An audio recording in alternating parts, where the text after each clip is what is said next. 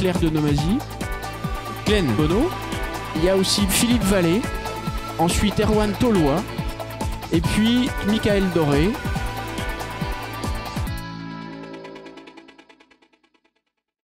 Donc moi j'ai envie de poser la première question. On a vu quand même que, bon, il y avait pas des hauts et des bas, mais il y avait des moments un petit peu clés et que vous avez cherché à mettre en œuvre. Mais est-ce qu'il serait possible d'en isoler parmi tous les moments des moments en fait des moments saillants, des moments qui font sens, des moments et ça d'une manière rétrospective? Qui veut répondre? En plus, alors, s'il y en a un qui veut répondre, allez-y. Sinon, c'est Claire qui s'y colle.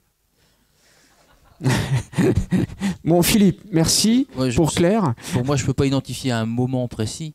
En revanche, je peux identifier un déclencheur identique à chaque fois. C'est-à-dire qu'à chaque fois, ça correspond à un besoin vital de changer, d'évoluer, parce qu'il y a un autre besoin à l'intérieur de moi. Ce n'est pas un moment dans la vie. C'est pas telle date à telle heure, je me suis levé et c'était comme ça. Non, c'est viscéral, quoi. Donc, alors, je percuterai sur ce qu'a dit Michael, justement. C'est bien que tu aies le micro. Tu as parlé de prise de risque. À un moment donné, il y a des prises de risque. C'est-à-dire qu'on peut basculer dans le moins ou on peut basculer dans le plus. Oui, moi j'ai toujours essayé, une fois que j'ai décidé de travailler, ce qui m'a pris quand même un certain temps, ensuite de jamais revenir en arrière et toujours de monter sur la marche au-dessus. Et puis il y a des moments où je me suis dit qu'il fallait que je change d'orientation. Il y avait une petite prise de risque, alors limitée quand même. Une fois que tu es fonctionnaire, même si tu rates une marche, c'est quand même pas trop difficile. C'est pas la prise de risque du privé. Mais néanmoins, je disais tout à l'heure, repartir sur une prépéna, c'était une perte financière assez importante. J'étais marié, j'avais des enfants, etc. C'est pas évident. J'étais assez confortable comme directeur départemental jeunesse et sport. J'étais au soleil, tout allait bien. Donc j'aurais pu continuer comme ça, mais je me suis dit non, tu vas te faire rattraper par la patrouille, ça commence à se dégrader derrière. J'ai toujours été dans cette situation, c'est-à-dire de voir que la vague venait et qu'il fallait monter sur la marche au-dessus pour éviter de se faire balayer. Donc je suis monté comme ça et c'est ça mes moments charnières, de me dire attention, je dirais en termes d'évolution professionnelle, en termes de contexte, ça commence à se dégrader, vers quoi il faut s'orienter pour tenir et pas se retrouver en difficulté, parce que j'ai passé quand même quelques années de galère sur lesquelles je suis passé rapidement tout à l'heure, mais ça j'ai plus envie d'y revenir. Donc ça a été ma motivation tout le temps après. Bien. Erwan ? Moi, je ne pense pas que ça soit lié à un moment charnière. Je pense que c'est plus une philosophie de vie au quotidien. Je pense, mais je peux me tromper, que si on reste sur ses acquis, on s'endort. C'est pour ça que je me méfie beaucoup des fonctionnaires. Mais j'en ai rencontré plein qui font super bien leur boulot. Et je pense que quand j'étais jeune, je me souviens de ça, et je pense que Pascal s'en souvient aussi, j'avais souvent tendance à catégoriser un peu les gens. Et je me rends compte que quel que soit le secteur ou le milieu dans lequel on travaille, je rencontre tous les jours. Et quand on monte une entreprise, on rencontre plein de gens. Je rencontre tous les jours des gens qui ont cette volonté d'avancer et de toujours aller sur la marche qui est au-dessus. Et c'est peut-être pas en ayant un poste plus important ou en gagnant plus ou en ayant un diplôme, mais c'est plus dans le quotidien de ce qu'ils font. Et moi, c'est ce que j'essaie de faire au quotidien. Je n'ai pas pour objectif à aucun moment d'avoir plus de responsabilités ou de gagner plus d'argent. C'est pas ça qui m'intéresse. Et je pense que les gens qui grandissent, ils sont guidés par cet instinct d'apprendre toujours plus et de rencontrer des gens plus intéressants. Tout à l'heure, c'est un peu ce que Philippe disait, je le connais bien, et c'est clairement ce qui l'anime au quotidien. Je pense que s'il a bossé avec Oracle, c'est pas parce que c'est une super équipe, c'est très clairement parce qu'il a rencontré des gens dans cette équipe qui lui ont permis d'avancer et qui lui ont permis de progresser dans dans ce qui lui, le fait vibrer au quotidien. Moi, je suis aussi passionné par les sports nautiques et je passe mon temps dans l'eau. Mais c'est pas ça qui nous fait vivre, quoi. Enfin, en tout cas, pas que. Donc, il faut réussir à trouver un juste équilibre. Et je pense que c'est un combat permanent. Et je pense que si on n'a pas ce combat-là, si on n'a pas cette volonté-là, on s'endort. C'est un peu comme une entreprise. On dit toujours qu'une entreprise qui grossit pas, elle va forcément décliner. Je pense que c'est un peu pareil avec l'être humain. Bien. Alors, tu parlais d'être dans l'eau. Glenn, il apprend aux athlètes, en fait, comment, une fois qu'ils sont dans l'eau, parce que toi, tu es plutôt sur l'eau, tu essaies de rester sur l'eau. Une fois qu'ils sont dans l'eau, voilà, comment on fait? Donc, voilà, est-ce qu'il y a un moment que tu pourrais identifier, alors prise de risque ou pas, hein? Je pense dans nos métiers, de toute façon, tout ce qui est lié à l'enseignement, tout ce qui est lié à l'humain, il y a un moment, c'est un défi. Donc, moi, je sais que si je suis toujours dans le sport, enfin, à enseigner le sport ou dans le projet du sport ou l'entrepreneuriat, c'est parce qu'à chaque fois, il y a un projet, il y a un défi. Autrement, je ne serais plus dedans, ça c'est sûr. Et avec la partie phobique, moi, ce que j'ai aimé, c'est justement amener des gens arriver dans l'eau avec des stress, des peurs, des pleurs, ne pas rentrer dans une piscine, ne pas rentrer dans la mer. Pour eux, c'est un gros défi. Et j'ai vu des gens qui étaient dans le métier, aussi bien des marins pêcheurs, des marins professionnels, des skippers professionnels qui étaient en grande difficulté parce que s'ils tombaient dans l'eau, c'était la fin du monde. Donc, de par cette formation, on a vu que même dans leur métier à eux, même s'ils étaient à haut niveau, d'un seul coup, au lieu d'avoir une vision qui était là, ça ouvrait l'horizon de leur métier. Donc, c'était assez intéressant. Donc, cet échange entre êtres humains, qui était en fait le lien qui était l'eau, la mer, la piscine, l'océan, tout ce que vous voulez, la baignoire. C'était à chaque fois un projet. Et ce projet, fallait aller creuser en profondeur chez la personne. Donc d'autres métiers d'enseignement, d'autres métiers de connaître l'autre, de communiquer et puis d'aller chercher l'information, ça c'est primordial. Peu importe les nouvelles technologies ou pas, on aura toujours ce sens-là qui nous anime, la communication et puis le lien à l'autre, quoi. Donc ça c'est notre premier cœur de métier. Après il y a la connaissance, il y a l'enrichissement. Et moi je sais que j'ai rebondi de formation en formation par des projets professionnels et non pas par le diplôme. C'est pas ce qui m'intéressait. Ça c'est sûr. Philippe, en termes de prise de risque, revenir un peu là-dessus. Il y en a eu beaucoup. Moi j'estime que non. C'était plutôt tes parents qui... Ah non, rien à voir avec mes parents. Ont pris le risque de te laisser aller. Je crois que c'est... Je sais pas, je sais rien, je n'ai pas parlé avec eux. Non, pour moi il n'y a pas de... J'ai pas vraiment pris de risque. Enfin, une fois que j'ai commencé à me dire que j'allais faire quelque chose... Enfin, une fois que j'ai pris la décision de faire quelque chose, pour moi c'était déjà réfléchi et il n'y avait pas de... Enfin, c'était décidé, quoi. La prise de risque, elle était... C'est-à-dire, dans ta tête, c'était plutôt linéaire, alors que peut-être vu de l'extérieur, c'est pas si linéaire que ça. Voilà, on peut le dire comme ça, ouais. Mais pour moi, il n'y a pas de problème. D'ailleurs, je suis convaincu qu'il y a pas mal de gens qui fonctionnent comme ça. C'est-à-dire que on n'a pas forcément une idée précise de ce qu'on sera demain. C'est pas le sujet. Bien souvent. Par contre, quand on a pris la décision de faire quelque chose, on le fait, on va jusqu'au bout.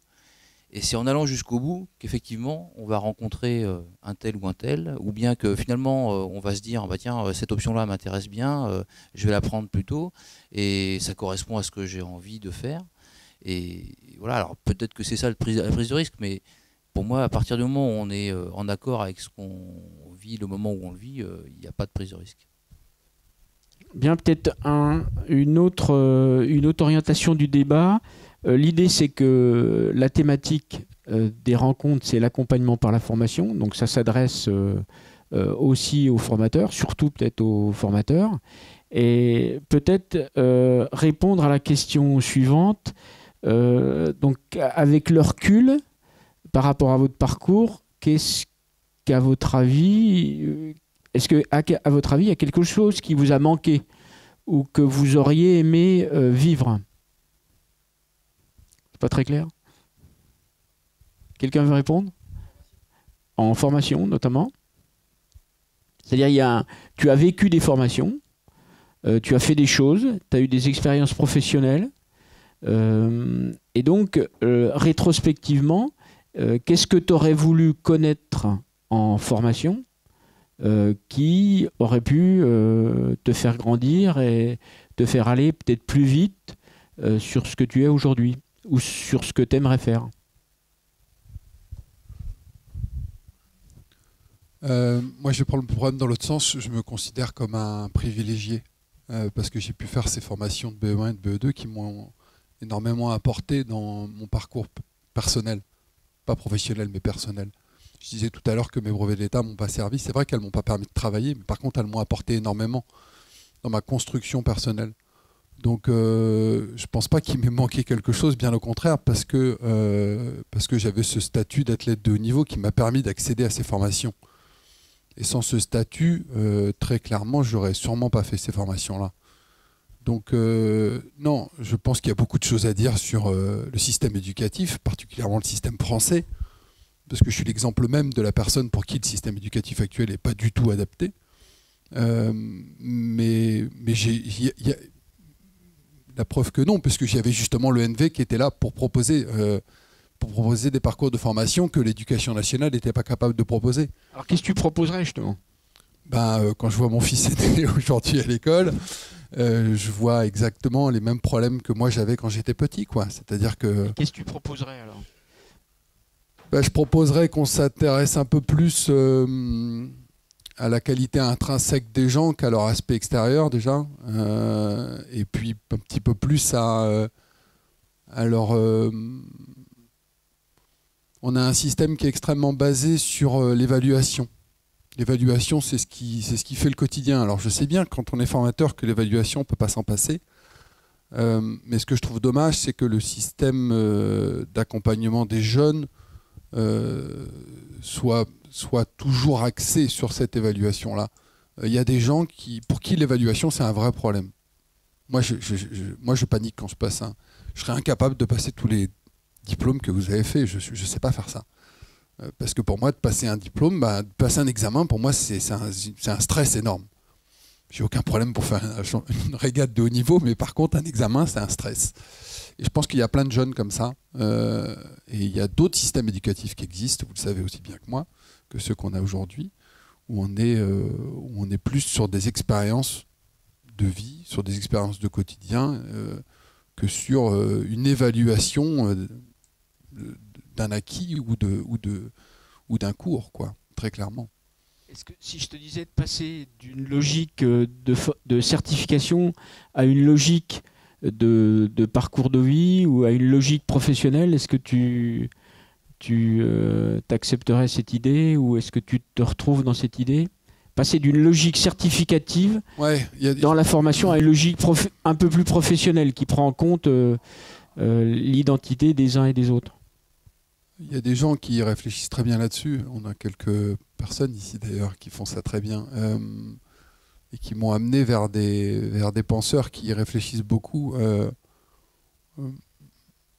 Mais on a besoin quand même de l'évaluation. Ça me paraît difficile de s'en passer complètement. Ce que je trouve dommage, c'est que ça soit le critère numéro 1. C'est tout. Je trouve que le baccalauréat aujourd'hui, ça n'a plus aucun sens, par exemple. Voilà. Je trouve que ça n'a plus aucun sens parce que c'est quand même un examen qui est quand même très typé et qui est adapté à une grande partie de la population, c'est vrai, mais qui n'est pas du tout adapté à des gens qui ont les capacités intellectuelles d'arriver à ce niveau-là, mais qui, pour des raisons diverses, ne le font pas. Et donc se retrouvent extrêmement limités. Les parcours transversaux, comme ceux qu'on a pu voir aujourd'hui, très clairement, aujourd'hui, je peux vous dire que dans le secteur privé, c'est pas bien vu du tout. Du tout.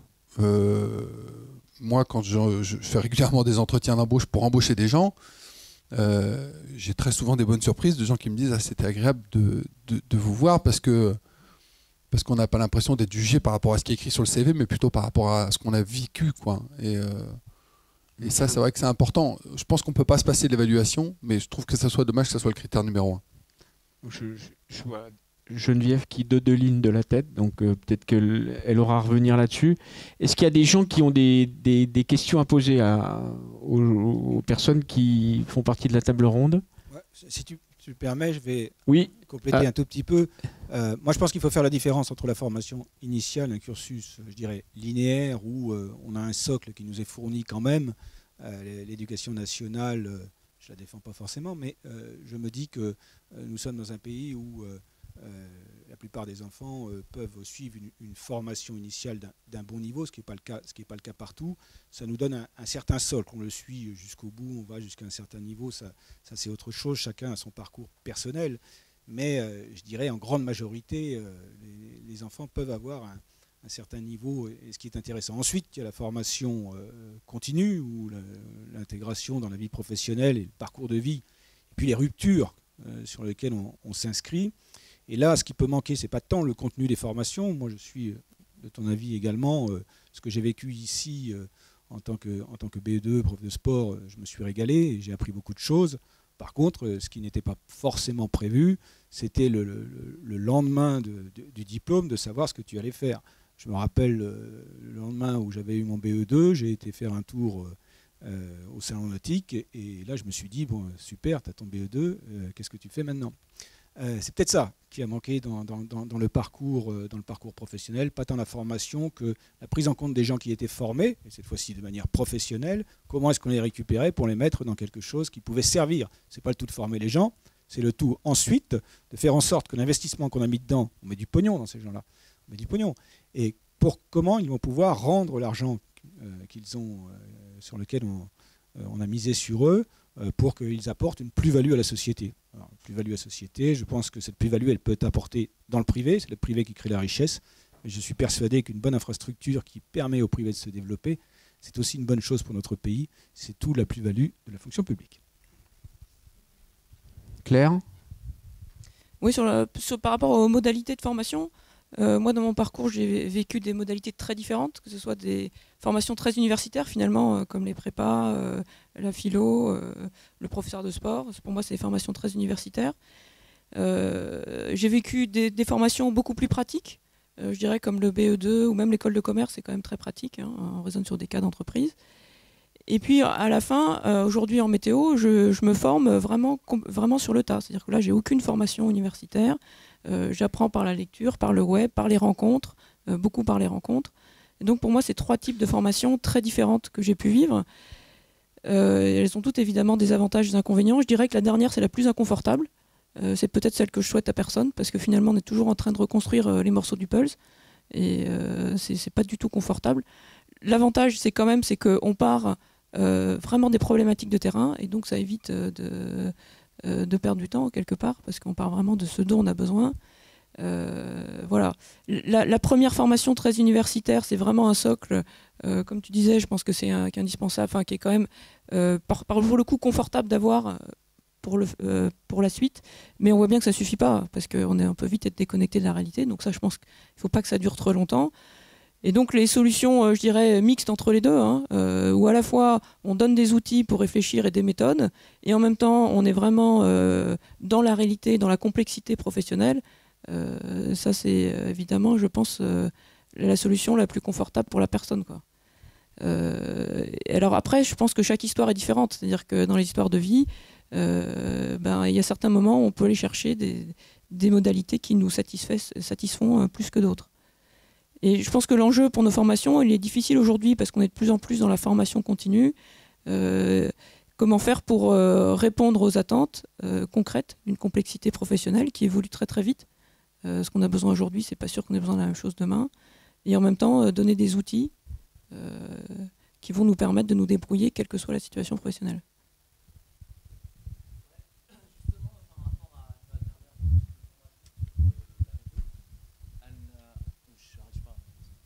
Je vais essayer. Justement, par rapport à ta dernière type de formation sur la météo, elle a aucune, tu m'arrêtes hein, si je dis des bêtises, elle a aucune valeur diplômante. Oui. Donc ça veut dire qu'on peut imaginer que demain l'école ferme par exemple. Comment tu pourras faire? Est-ce que ça sera un obstacle le fait de ne pas avoir de diplôme sur la météo pour aller retrouver un futur emploi ou je sais pas quoi? Est-ce que donc ce type de formation qui qui n'est pas diplômante, est-ce qu'elle est handicapante, tu penses, dans un avenir, si jamais Ah bah, bien sûr, moi je pense que c'est un gros handicap, même au quotidien. Sur la reconnaissance extérieure, les gens ont besoin d'avoir un... Ça les rassure, les gens, de savoir que vous êtes diplômé en météo, dans tous les domaines. Hein. Ça rassure toujours les gens. Donc c'est bien sûr un handicap. À bout d'un moment, il faut aller chercher une certification. Alors je pense que la VE, c'est un bon moyen dans certains domaines. Moi, il se trouve qu'aujourd'hui, je n'en trouve pas dans mon domaine. Et s'il y avait un manque, j'aimerais bien en trouver un. Que les formations à distance en météo, aujourd'hui, ça n'existe pas. Il fallait passer 2 ans à Toulouse, au minimum. Donc après, bon, c'est des contraintes autres. Non, mais c'est sûr que ça, c'est un problème. Et je pense que c'est tout l'enjeu, justement, de la formation continue. D'aider à accompagner les gens dans leurs besoins et leurs certifications. Je ne sais pas si je réponds à la question. Moi, je pense au contraire, à l'inverse de Claire, que les diplômes sont nécessaires, ou les certifications, plus que les diplômes, sont nécessaires en fonction du parcours dans lequel on veut aller. Dans le cadre d'un parcours dans la fonction publique, on a très clairement besoin de diplômes. Dans le cadre d'un parcours dans l'industrie, on a très clairement besoin de certification. Il y a tout un tas de parcours dans lesquels on n'a pas besoin de certification et où les gens vont s'intéresser d'abord à vos expériences. Moi, ma compagne, elle est américano-hollandaise. Je peux vous assurer que les mentalités ne sont pas du tout les mêmes. La certification, c'est très français quand même. Hein. Je me permets d'insister là-dessus parce que moi, j'ai découvert d'autres cultures qui fonctionnent sur des bases quand même différentes. Alors, encore une fois, si vous voulez travailler dans ces réseaux bancaires aux États-Unis, vous avez intérêt à être diplômé. Mais si vous voulez travailler chez Google, vous n'avez pas besoin d'être diplômé. Donc, je pense que la certification est nécessaire en fonction des voies dans lesquelles on s'engage. Par exemple, en ce moment, je suis en train de négocier les prêts bancaires. Quand on va voir un banquier pour lui demander de l'argent, surtout en ce moment, il ne s'intéresse pas à vos diplômes, il s'intéresse à vos expériences professionnelles, il s'intéresse aux responsabilités que vous avez eues dans les postes que vous avez eus précédemment. Les diplômes l'intéressent peu, fondamentalement. Par contre, pour être collaborateur d'un sous-préfet, je pense que il faut avoir un certain nombre de diplômes, j'imagine tout du moins, mais je ne sais pas. Mais ça me paraît logique parce qu'il faut quand même des critères de sélection. Mais encore une fois, je pense qu'il y a quand même pas mal de voies pour lesquelles l'expérience reste quand même le premier des diplômes. Après, c'est à chacun d'aller fouiller et d'être curieux.